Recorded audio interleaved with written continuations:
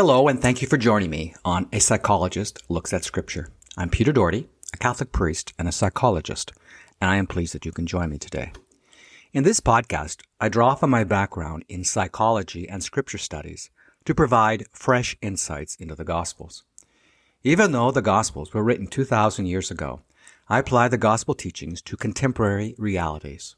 The Gospels consistently invite us to deepen our faith, find new wisdom, and grow spiritually. There's always something more to discover. Each episode runs about 7 to 10 minutes. I know you are busy, so I keep the podcast short. If you have the time and are interested, please check out the earlier episodes listed on the podcast website and on YouTube. Thank you so much for being part of this journey. Your support encourages me to keep podcasting. Please let me know if you have any questions or comments.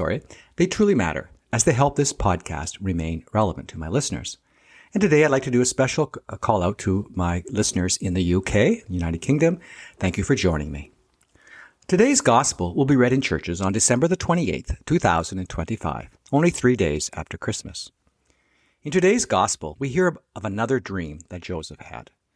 If you are joining us for the first time, I urge you to listen to last week's podcast edition where I speak about the dreams that Joesph had.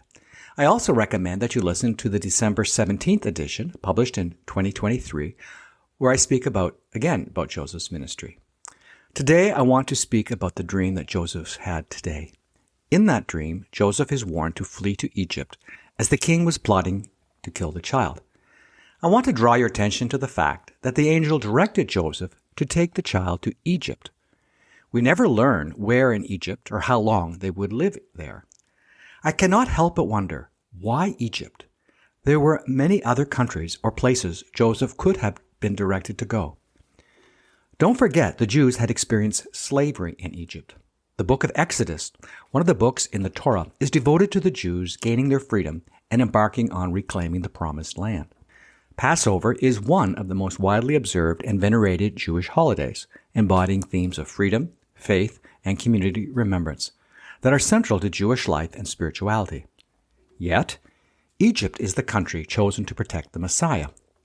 Even today, there are tensions in the Middle East. Some of my older listeners may remember the Six-Day War, the war between Israel, Egypt, and several Arab states that occurred in 1967. Although the war occurred 49 years ago, it suggests to me that the conflict runs deep into the psyche of the people. There has been much talk in research journals about generational trauma.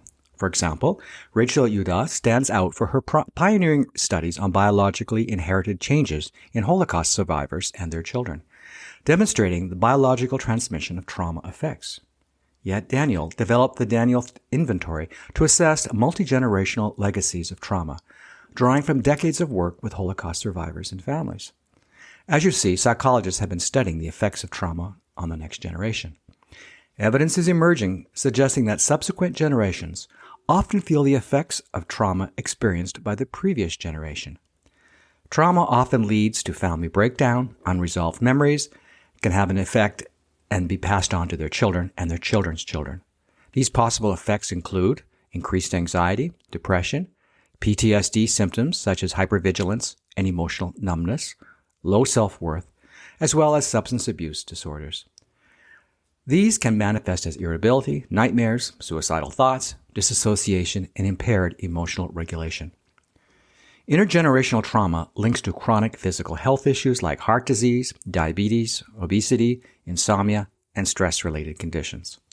It can perpetuate poverty, reduce life skills, especially decision-making, and social isolation through limited opportunities and heightened family burdens. I recognize that generational trauma is a theory, and more research is needed, but it is worth exploring and keeping in mind. So, as a psychologist, I am wondering how the early Christians, many from a Jewish background, would understand this prophecy that the Messiah would find refuge among the nation that had enslaved their ancestors. Full disclosure, I did not find evidence that this issue caused problems or controversy for the early Christians. Early Jewish Christians, including sects like the Ebionites and the Nazarenes, accepted the Gospel of Matthew's account of Mary, Joseph, and the baby Jesus fleeing to Egypt. We see this in Matthew chapter 2, verse 13 to 23, as part of Jesus' life story, viewing it as a fulfillment of the prophecy from Hosea chapter 11, verse 1, Out of Egypt I called my son. They likely embraced the flight narrative without issue, as it portrayed the family as escaping Herod's threat, in a manner echoing Israel's Exodus history, aligning with their emphasis on Jesus as the new Israel. No direct sources record Ebenite's rejection of this event. Their critiques focused more on Christ's divinity than his infancy details. I wonder if the teachings here is that even the people in our lives who have hurt us can nevertheless play an important role in our spiritual journey. They may seem like obstacles to our spiritual development, but in reality, it is how we deal with these obstacles that might actually be a help in our development. Despite the feelings you may have towards someone who has betrayed you, can you think of any valuable lessons you learned from it? I urge you to reevaluate these experiences and relationships that you describe as failures or harmful mistakes. Ask yourself, where is the Spirit in these experiences?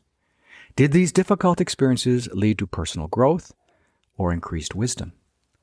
I don't wish painful experiences on anybody, but I have learned that even negative experiences can, with the Spirit's intervention, be a source of wisdom and growth. Thank you for joining me today.